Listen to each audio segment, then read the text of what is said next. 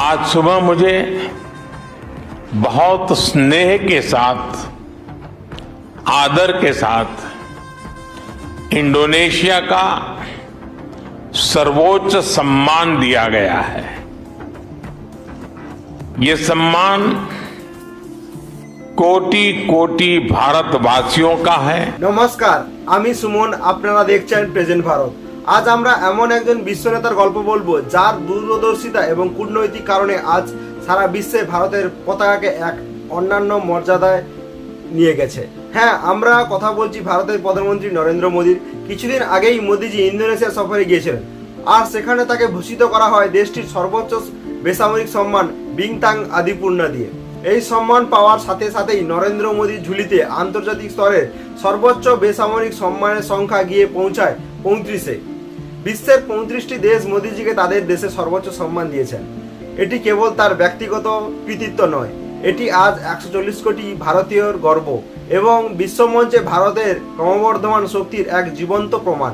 আসুন জেনে নেওয়া যাক সাম্প্রতিক সময়ে কোন 5টি দেশ মোদীজিকে তাদের দেশের সর্বোচ্চ সম্মানে ভূষিত করেছে এবং সেই সম্মানগুলোর নাম কি। বিংতাং আদিপূর্ণ। মোদীজি সাম্প্রতিক সফরে দুই দেশের সম্পর্কে এক নতুন উচ্চতায় নিয়ে যাওয়ার জন্য এই সম্মান দেওয়া হয় ইন্দোনেশিয়া থেকে। আজ সুবহ মুঝে order of the dragon king. ভারতের প্রতিবেশী রাষ্ট্র মোদীজির প্রতি কৃতজ্ঞতা ও গভীর বন্ধুত্ব প্রকাশ করতে এই সর্বোচ্চ সম্মান জানায়। Bhutan. Grand cross of the legion of the honours. ফ্রান্সের প্রেসিডেন্ট ইমানুয়েল ম্যাক্রো মোদীজিকে এই সম্মান দেন, যা কোনো ভারতীয় প্রধানমন্ত্রীর জন্য প্রথম। Order of the nail. প্রাচীন এই বন্ধু রাষ্ট্র ভারতের সাথে তাদের কৌশলগত সম্পর্ক মজবুত করার জন্য মোদীজিকে এই সম্মান দেয়। Grand companion of the order of Logohu. প্রশান্ত মহাসাগরীয় এই দ্বীপরাষ্ট্রটি মোদীজির বৈশ্বিক নেতৃত্বকে কুর্নিশ জানিয়ে এই সম্মান দেয়। মোদীজির এই জনপ্রিয়তার কারণ শুধু সম্মাননা নয়, বিশ্বের তাবড় তাবড় নেতারা তার ব্যক্তিত্বের প্রশংসায় পঞ্চমুখ।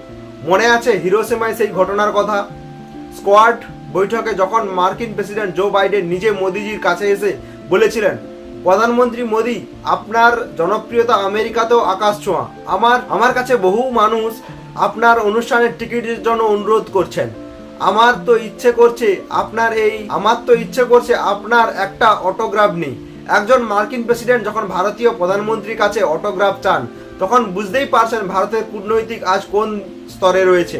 নরেন্দ্র মোদীর কূটনৈতিক সবচেয়ে বড় ম্যাজিক হলো ভারতের ভারসাম্য রক্ষা করা। একদিকে যখন আমেরিকার সাথে ভারতের সম্পর্ক মধুর, অন্যদিকে রাশিয়ার প্রেসিডেন্ট ভ্লাদিমির পুতিনের সাথে মোদীজির বন্ধুত্ব অত্যন্ত গভীর এবং খাস। বিশ্বজুড়ে যতই ভূ রাজনৈতিক চাপ থাকুক না কেন, পুতিন এবং মোদীজির পারস্পরিক খাতির ভারতের জাতীয় স্বার্থকে সবসময় সুরক্ষিত রেখেছে। পুতিন বহুবার মোদীজির স্বাধীন পররাষ্ট্রনীতির প্রশংসা করে। তাকে একজন খাঁটিয়ার সমীকরণ যদি দেখতে হয়, তবে ইতালির প্রধানমন্ত্রী জর্জিয়া মেলোনির সাথে মোদীজির রসায়ন সারা বিশ্বের মিডিয়াতে সুপারহিট। মেলোডি ট্রেন তো আপনারা সোশ্যাল মিডিয়ায় দেখেইছেন। আন্তর্জাতিক মঞ্চে তাদের এই গভীর কূটনৈতিক বোঝাপড়া এবং গুরুত্বপূর্ণ খাতির ভারত ও ইউরোপের বাণিজ্যিক ও কৌশলগত সম্পর্ক এক নতুন গতি দিয়েছে, দেশপ্রেমিক বলেছেন। এছাড়াও গোটা আফ্রিকা মহাদেশের সাথে মোদীজির সম্পর্ক অত্যন্ত নিবিড়।